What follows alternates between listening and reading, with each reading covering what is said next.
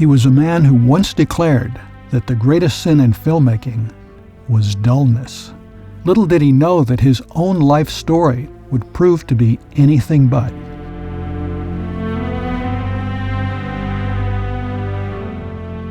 I'm your host, Richard Sisk, and welcome to This Creative Journey.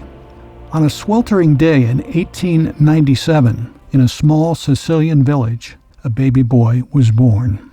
His parents couldn't have known that this child would one day capture the American dream on film, that he would become Frank Capra.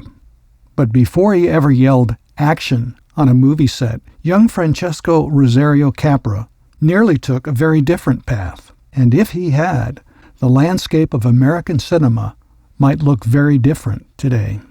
At the age of 6, Capra arrived in America with his family, settling in Los Angeles. The boy, who would one day direct some of Hollywood's greatest actors, was then shining shoes and selling newspapers. But young Frank had bigger dreams. After putting himself through college, Capra was on track to become a chemical engineer, but fate, as it often does, had other plans. A chance encounter with a traveling actor led him to the fledgling film industry, and the rest, as they say, is history. Or is it? You see, Capra's rise in Hollywood wasn't just meteoric, it was revolutionary. By the 1930s, he wasn't just making movies. He was crafting modern American mythology. Capra's collaborations with James Stewart began during this period, producing some of his most memorable films. Their partnership kicked off with You Can't Take It With You in 1938, but it was Mr. Smith Goes to Washington in 1939 that cemented their creative synergy.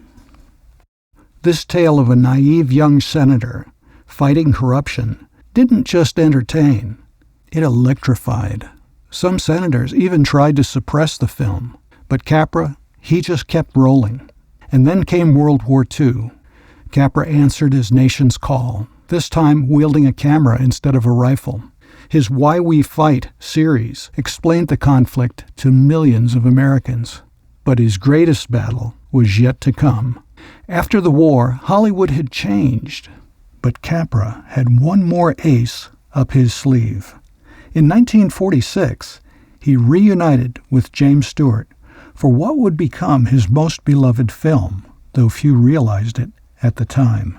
It's a Wonderful Life, the tale of a small-town man discovering the true value of his life, was initially a box office disappointment.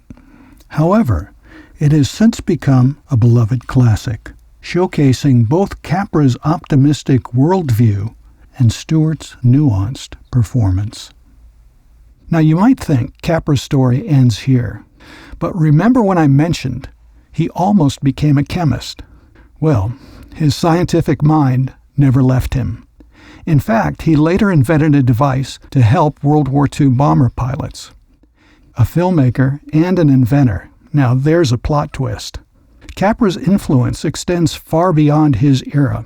Filmmakers like Spielberg and Zemeckis cite him as a major influence. In an industry often cynical about human nature, Capra dared to believe in the fundamental goodness of people. His legacy? It's in every film that champions the underdog. It's in every story that dares to be optimistic in the face of adversity. And it's in the hearts of millions who every Christmas are reminded that no man is a failure who has friends. Frank Capra passed away in 1991, leaving behind a body of work that continues to move, inspire, and entertain us today. His films remind us that every life has purpose, and that our greatest adventures often happen right where we are, and that sometimes the most wonderful life is the one we're already living. From a Sicilian immigrant to a Hollywood legend, Frank Capra's journey embodies the very spirit of the American dream he so often captured on film. His story, like his movies, reminds us of the power of perseverance, the importance of community, and the enduring impact of believing in the goodness of people. Until next time, may your own story be as rich and inspiring as the tales Frank Capra brought to life on the silver screen.